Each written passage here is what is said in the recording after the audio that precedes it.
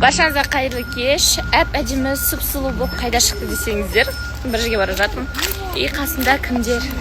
Ақерке, Айгүл, аяқ асты жолығу болып жатыр. В общем, кішкене демалып қайтайық деп шықтықша. 3 депрессиякта жүрген 3 қыз болып. Депрессиясындар ол қыздар, иә? Нифига. Депрессияда емеспін дейді. Айгүл, сіз ше? Білмеймін сол 50-50. Баршаңызға қайырлы кеш. Қалайсыздар? Сұп-сұлу болып бір жерге келіп қалдым. Кімдермен деп ойлайсыздар? Табыңыздар.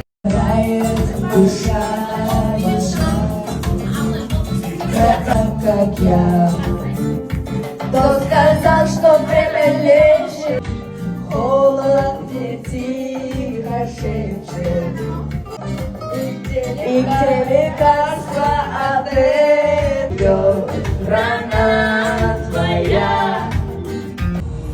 Азатырдың тағландарына ризамын мен. Ризамын мен. Жаралар жігіттен ардай, әр парасы өтелген. Бабасын дұшпанға дәрістінеген, жайын яумай қолап даласын дуаларымен. Тебе жаным неге, менімен, бағала береміз, аңсарым өзіңе.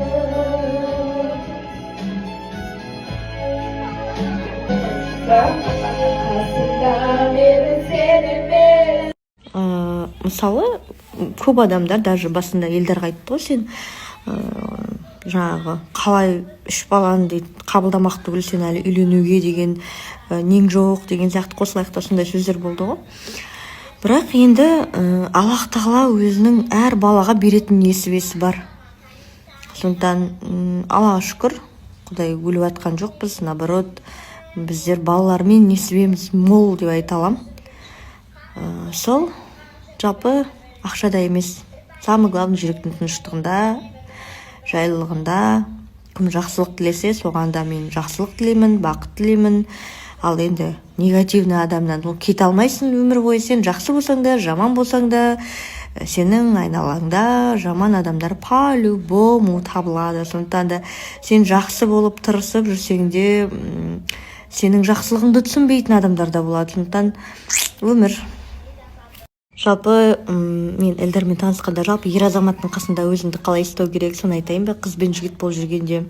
Сол енді көп адам қызық болуы мүмкін, потому что менде көбіне ажырасқан, тұрмыс құрған, тұрмыста болған қыз келіншектер өте көп. Жаза отырыңыздар мен деп мен сіздерді көріп отырам, барлықтарыңызды.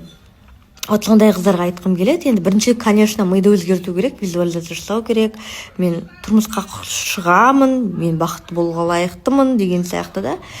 Жақсы жан тап болады деп айтасыздар ғой, конечно, но кездескен кезде ер адамдар, мен өзім шын айтайын, елдердің қасында өзімді анандай жалпы негізі ешқандай психолог, ешқандай жаңа нелер айтып атады ғой.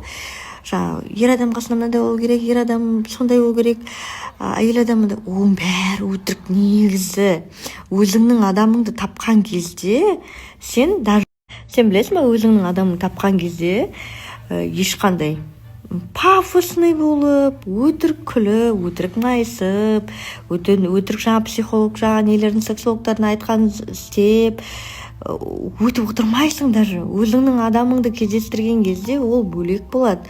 Ол жерде сен жасандылық дейтін затты ұмытып кетесің, шынайы боласың, кәдімгідей саған ол адамның қасында кәдімгідей жайлы болады, некомфортно болмайды. Болады ғой, бұрын болды, енді бір ер адамдар жігіттермен кездескен кезде некомфортно болады. Ана қасында отырған кезде бір сөйлеспей жатып, бір ауыр болып, кеткің келіп, бір сондай болатын да. Ал өз адамым деген сезген кезімде кәдімгідей басқаша болды. Өзімді еркін сезініп, бұрыннан танитын адам сияқты болып, кәдімгідей. Сосын ойлап қоямын ғой, кәдімгі өз адамың деген сондай екен ғой деген сияқты.